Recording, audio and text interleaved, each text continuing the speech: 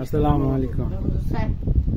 আচ্ছা, অনেকে দেখেছি যে প্রবাসীদের নিয়ে বহুত ঝামেলা, তাদের মাথা ব্যথা বহুত, যে প্রবাসীরা খারাপ, তাদের সাথে আত্মীয়তা করতে চায় না, তাদের সাথে মেয়ে বিয়ে দিতে চায় না।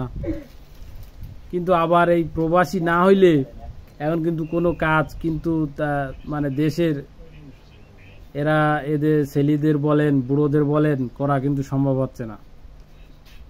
মানে দেখেন, একটা মসজিদের কোনো একটা উন্নয়নের কাজ করবে, তাও লাগবে প্রবাসী ভাইরা সাহায্য করো।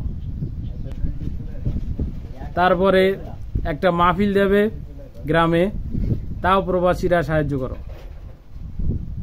তারপরে একটি গান দেবে, তাও প্রবাসীরা সাহায্য করো।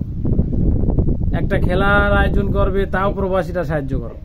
সব কাজে কিন্তু প্রবাসীরা আছে, কিন্তু খালি মেয়ে বিয়ে দেওয়ার সময় প্রবাসীরা নাই।